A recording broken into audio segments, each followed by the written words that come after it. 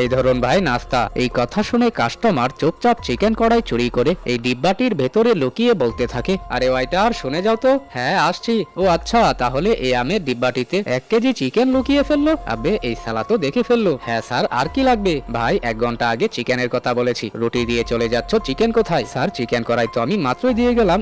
হ্যাঁ চিকেন কড়াই কোথায় গেল? ভাই মানতে হবে আপনাকে, 1 মিনিট হলো চিকেন দিয়ে গেলাম, সেকেন্ডে খেয়ে ফেলেছেন। হ্যাঁ ভাই, চিকেনের সাথে আমি প্লেটও খেয়ে ফেলেছি। আরে ভাই তুমি শুধু রুটি নিয়ে এসেছো। হ্যাঁ ভাই, আমার মনে হচ্ছে চিকেন কড়াই আর রুটি আমি একসাথে এনেছিলাম, কিন্তু এখানে আশেপাশে তো দেখতে পাচ্ছি না। এর মানে মনে হয় আমারই ভুল হয়েছে। দাঁড়ান, গিয়ে আমি নিয়ে আসছি। হা হা হা, বেকুব কোথাকার। আমি এখনই গিয়ে ওকে বলছি। দাঁড়াও ভাই, যেটাই আছে 50-50 করে নিচ্ছি। এই তো এসেছো লাইনে। হ্যাঁ ভাই তাড়াতাড়ি বলো কি করবে? এই ধরো 200 টাকা, এবার তোমার মুখ বন্ধ রাখবে, আমি কিছু দেখিনি। হ্যাঁ হয়ে গিয়েছে, চিকেন কড়াই নিয়ে যাও। এই ধরুন ভাই আপনার চিকেন কড়াই, এবার দেখা যাচ্ছে তো? হ্যাঁ হ্যাঁ ভাই, এবার তো অন্ধ লোকও দেখতে পারবে। 1000 টাকা হয়েছে আপনার। এই ধরুন টাকা। 1000 আমারও, তোমার ভাগ তো দিয়েই ফেলেছি। ওটা কম হয়েছে। কম মানে? ঘটনা হলো এটাই, আমি এই হোটেলের মালিক।